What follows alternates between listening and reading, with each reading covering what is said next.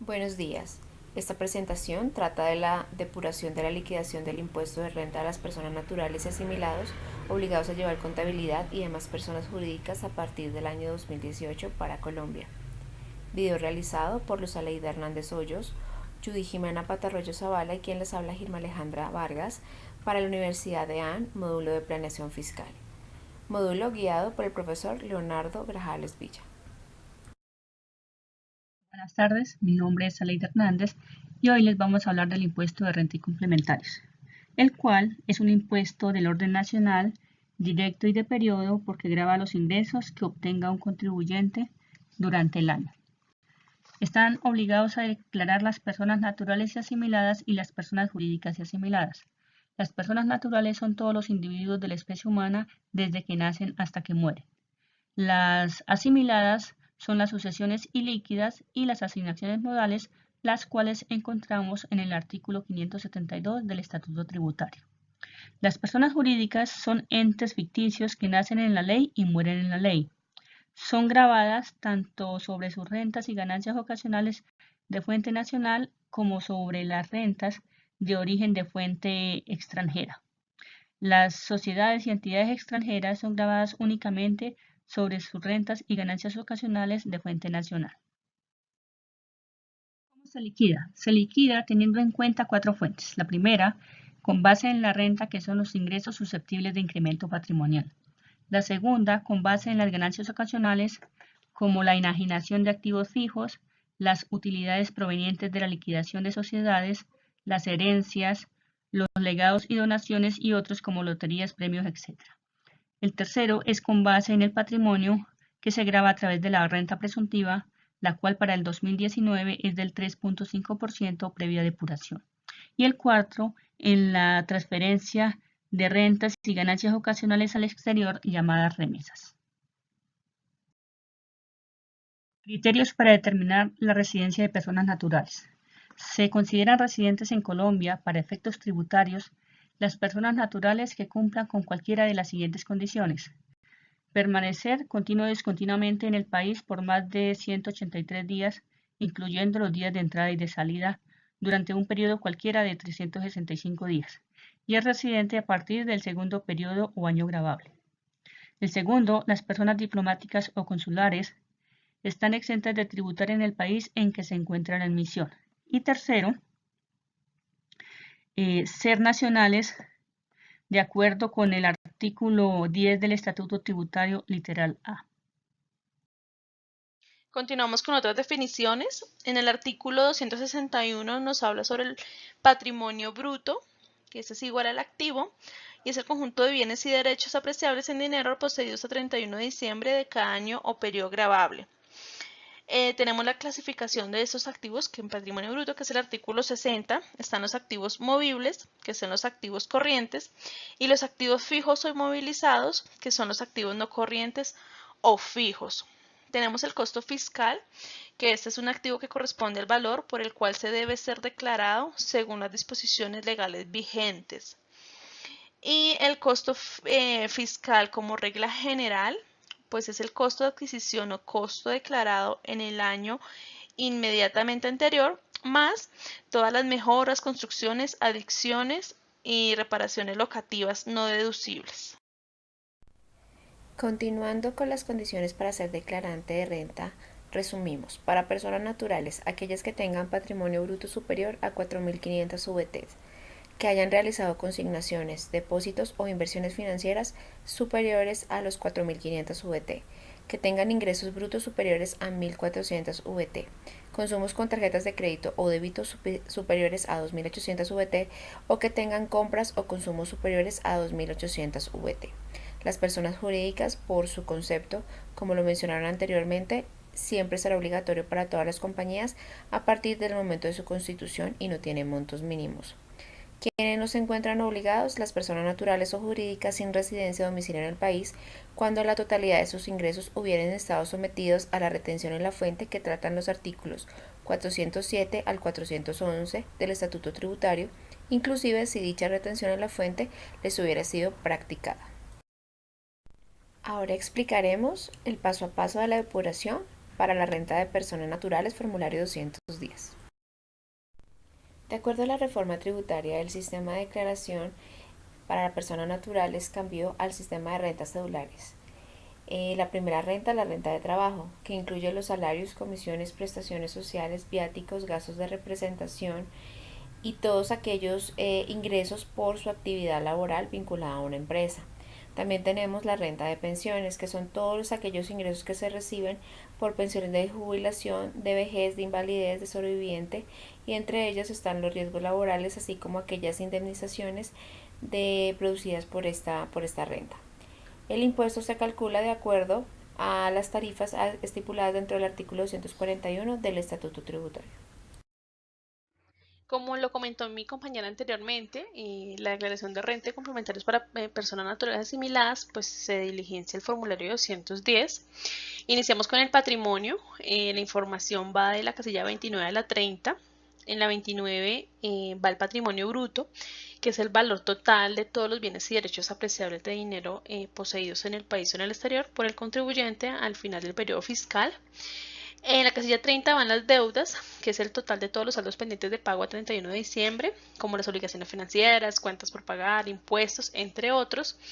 Y en la casilla 31 pues va el total de patrimonio líquido, que es el resultado de restar el valor de la casilla 29, que es el patrimonio bruto, y el valor de la casilla 30, que son las deudas. Para las rentas de trabajo, la información se registra desde la casilla 32 a la 37. La 32 son los ingresos brutos por renta de trabajo, como salarios, prima legal, cesantías, valor por honorarios, comisiones, entre otros. En la 33 van los ingresos no constitutivos de renta. En la casilla 34 va la renta líquida, que es el resultado de tomar la casilla 32, que son los ingresos brutos por renta de trabajo, menos la 33, que son los ingresos no constitutivos de renta. En la 35 son las rentas exentas de trabajo y deducciones imputables. Y en la casilla 36 son las rentas exentas de trabajo y deducciones imputables limitadas. Y ya la 37, la casilla 37 es la renta líquida cedular de trabajo. El resultado de esta es tomar la casilla 34, que es la renta líquida, menos la 36, que son las rentas exentas de trabajo y deducciones imputables. Para la renta de pensiones, esta información la registramos desde la casilla 38 a la 42. Iniciamos con la 38, que son los ingresos brutos por rentas de pensiones del país y del exterior. En la 39, la casilla 39 son los ingresos no constitutivos de renta. La casilla número 40, pues la renta líquida, que tomamos el valor de la 38, que son los ingresos brutos por rentas de pensiones del país y el exterior, menos la 39, que son los ingresos no constitutivos de renta. La casilla 41 son las rentas exentas de pensiones. Y la casilla 42 es la renta líquida cedular de pensiones. Es el resultado de tomar el valor de la casilla 40, que es la renta líquida, menos la 41, que son las rentas exentas de pensiones. Continuando con el sistema de rentas cedulares, encontramos dos clasificaciones adicionales: las rentas de capital, que incluye intereses, rendimientos financieros, arrendamientos, regalías y explotación de la propiedad intelectual, y las rentas no laborales, que incluyen las ventas en general, la enajenación de activos con menos de 2 años de posesión, honorarios percibidos por personas naturales que contraten 2 o más trabajadores por al menos 90 días continuos.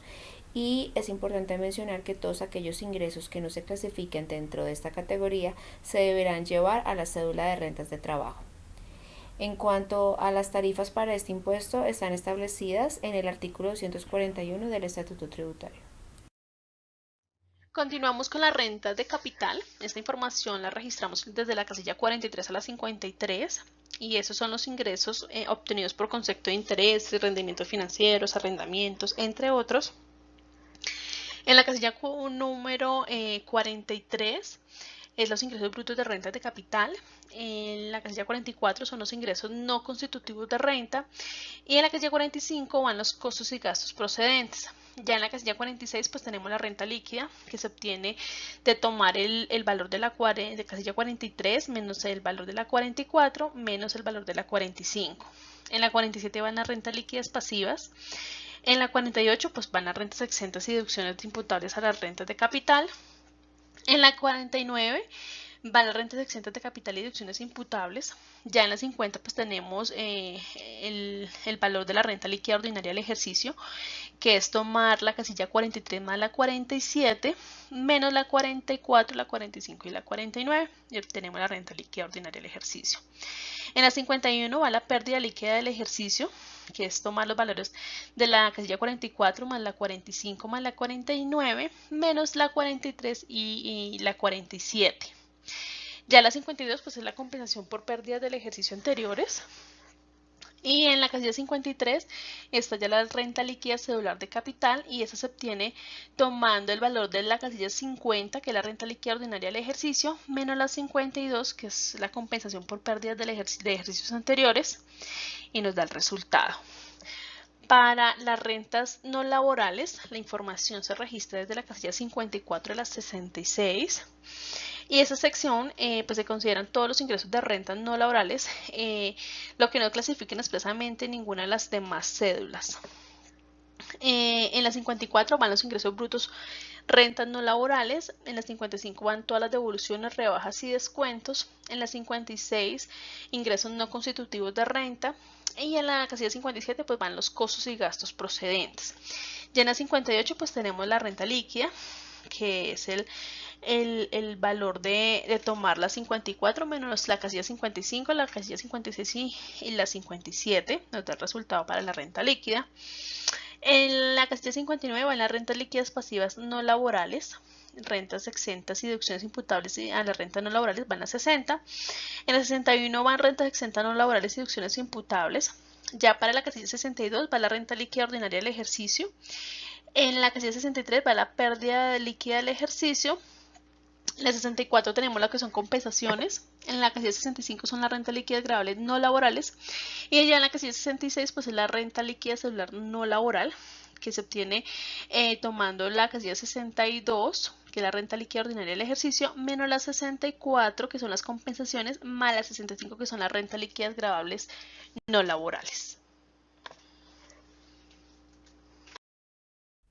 Por último, dentro del sistema de rentas cedulares tenemos las rentas por dividendos y participaciones, que incluyen aquellas que tienen renta agravable a la cabeza de los socios accionistas y de dividendos y utilidades provenientes de fondos de inversión o fondos de valores administrados por sociedades anónimas como accionistas de bolsa, fondos mutuos de inversión o fondos de empleados que obtengan afiliados, suscriptores o asociados en los mismos.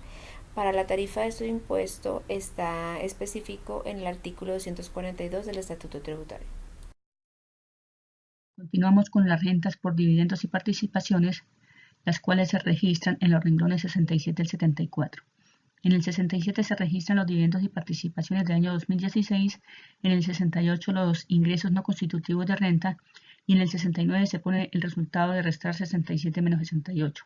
En el 70 se registra la primera subcédula del 2017, en el 71 se registra la segunda subcédula del 2017, en el 72 la renta líquida pasiva o de recibidos del exterior, en el 73 se ponen las rentas exentas de la casilla 72, teniendo en cuenta el régimen previsto por la CAN, y en el 74 se suman las casillas 69 a la 72 y se resta la casilla 73.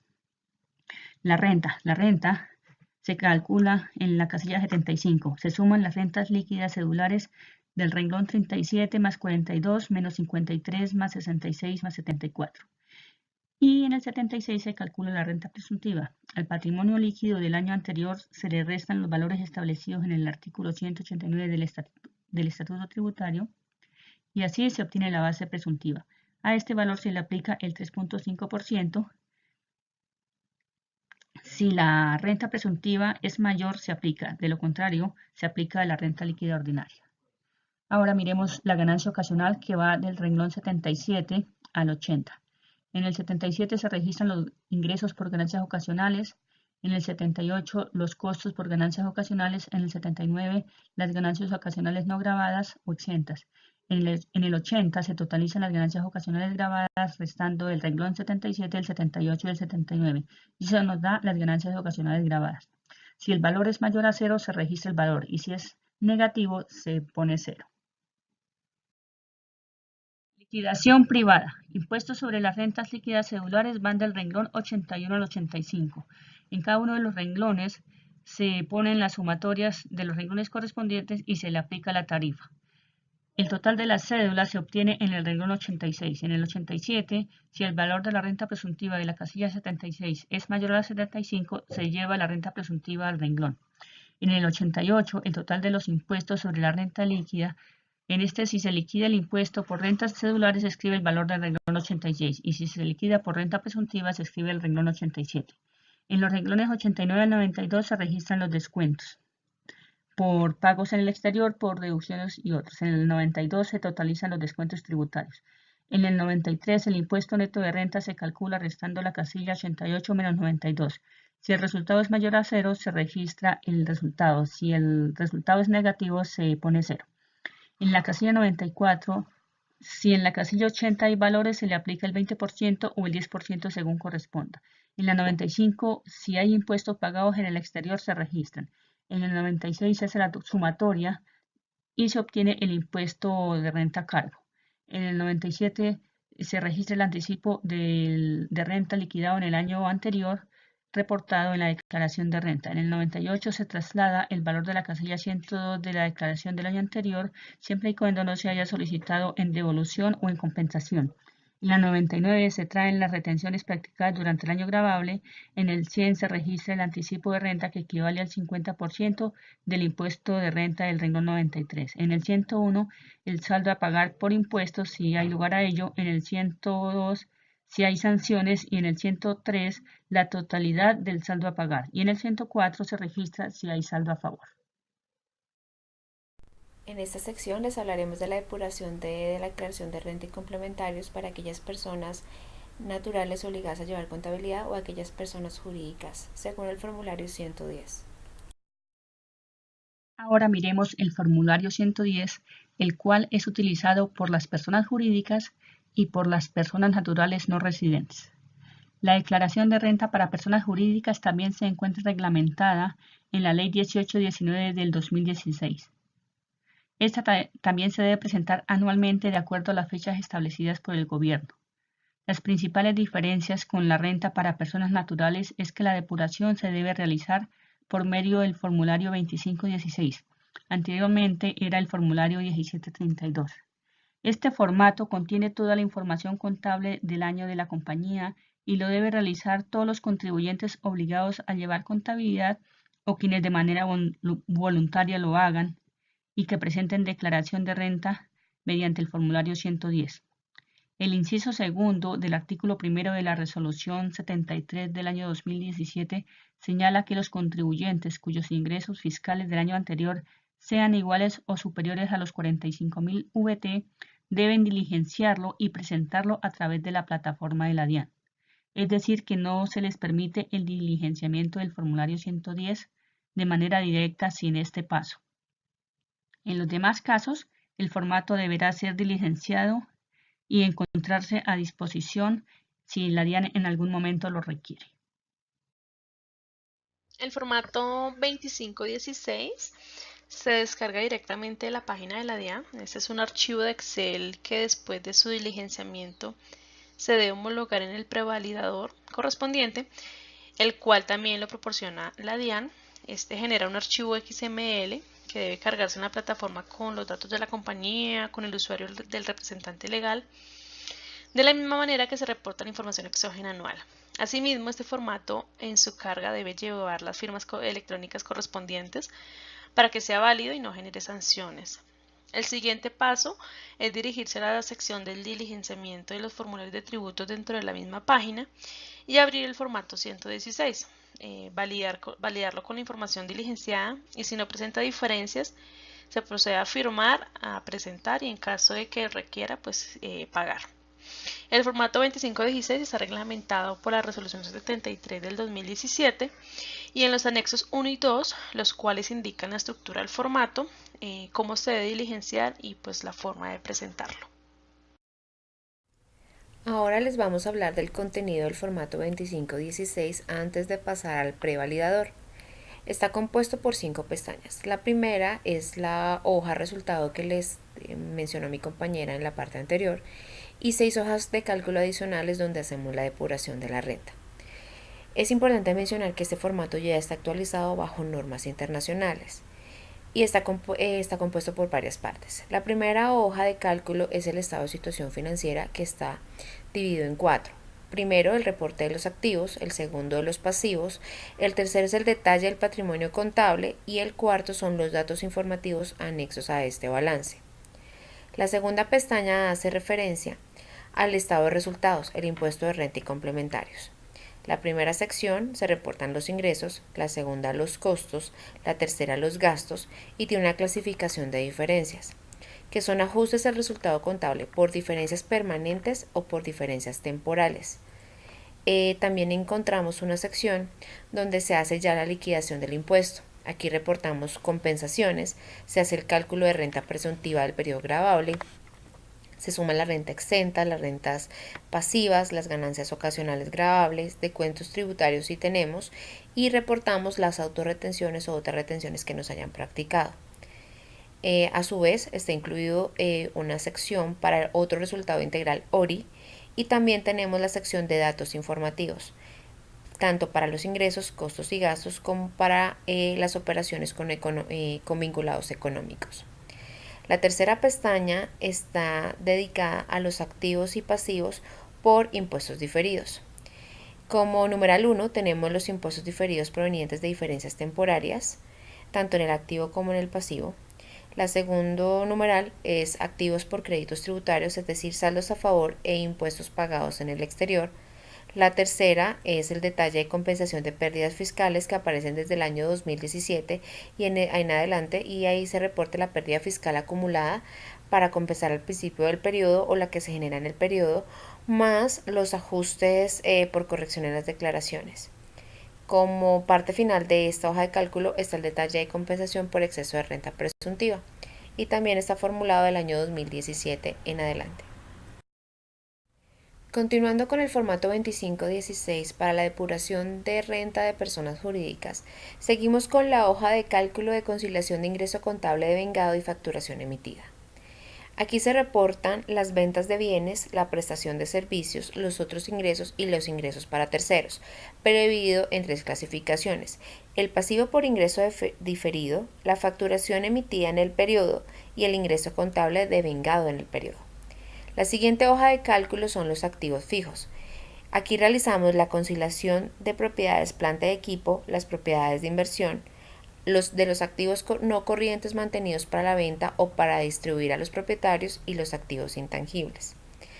Aquí tenemos una clasificación de datos contables y de datos fiscales. Dentro de los datos contables y los datos fiscales debemos reportar el valor total, incluyendo el arrendamiento financiero y leasing, y los datos informativos, donde incluimos valor de los activos adquiridos mediante arrendamiento, desmantelamiento, restauración y rehabilitación total acumulado al final del periodo, y si tenemos un mayor valor por revaluación o una pérdida. Como parte final, en resumen, tenemos la pestaña Resumen de patrimonio y de renta líquida. Aquí simplemente tenemos 4 columnas. La primera es el concepto, donde está el estado de situación financiera abierto por activos, pasivos y patrimonio, y el estado de resultados integral, que es el impuesto de la renta, los ingresos, los costos y gastos, y el total del resultado del ejercicio, tanto el valor contable como el valor fiscal y si se generó alguna variación. Ahora hablaremos del formulario 110. En la parte superior muestra todos los datos completos de la compañía, el año a presentar, si es una declaración inicial o es una corrección, y si es de un periodo completo o corresponde a una fracción. Luego encontramos el patrimonio, donde se registran todos los activos y pasivos de la compañía. Esa sección inicia desde la casilla 33 a la 43 para reportar el total del patrimonio líquido. Dentro de esa sección se incluyen los saldos en banco al cierre del ejercicio, los inventarios y los pasivos pendientes de pago, tanto corto como a largo plazo, entre otros. Continuamos con la sección de ingresos. Esta comprende desde la casilla 44 a la 54. Esto en renta de personas naturales sería la sección de las rentas cedulares. Aquí se reportan todos los ingresos que recibió la compañía por todos los conceptos, como honorarios, servicios, arrendamientos, venta de activos, intereses, dividendos, y a su vez se reportan las devoluciones, las rebajas y descuentos. Además, los ingresos no constitutivos de renta. Continuamos con los costos y deducciones, que como su nombre lo indican, se reportan todos aquellos gastos en los que incurrimos para el desarrollo de la actividad económica durante el periodo a reportar. Van de la casilla 55 a la 60. La siguiente sección son las casillas 61 y 62 destinadas para las entidades del régimen tributario especial, como las asociaciones, fundaciones y entidades sin ánimo de lucro. Estas entidades tienen como beneficio principal una tarifa del 20% del impuesto de renta y complementarios sobre el beneficio neto o excedente, y tendrá el carácter de exento cuando éste se destine directa o indirectamente a programas que desarrollen el objeto social y la actividad meritoria de la entidad en el año siguiente a aquel al que se obtuvo. La siguiente parte del formulario corresponde a la liquidación del impuesto a pagar. En esta parte se totaliza la renta líquida del ejercicio. Así el contribuyente va a realizar algún tipo de compensación, como por ejemplo de pérdidas de años anteriores, y se genera el valor de la renta. Es importante mencionar que en todos los casos se debe calcular la renta presuntiva, ya que sobre el mayor valor se tributa. La sección incluye los renglones 63 al 74. En la sección de ganancias ocasionales, que comprende desde la casilla 75 a la 78, se reportan los ingresos y los costos que la empresa percibió por este concepto. Por último, tenemos la liquidación del impuesto, es decir, desde la casilla 79 hasta la 105, y es el resultado de lo que la empresa debe pagar o por el contrario le quedará de saldo a favor por las actividades del año fiscal. Aquí encontramos el valor total a pagar del impuesto descontando compensaciones, los anticipos de renta del año anterior, si se realizaron, saldos a favor menos las retenciones que le practicaron al contribuyente. Asimismo, se debe calcular el valor del anticipo que el contribuyente debe realizar para el año siguiente. Como lo mencionamos anteriormente, para que la declaración sea válida es importante realizar el proceso completo de firma, presentación y pago para evitar sanciones, intereses de mora y, en casos extremos, intervención de la DIAN. Muchas gracias por su atención.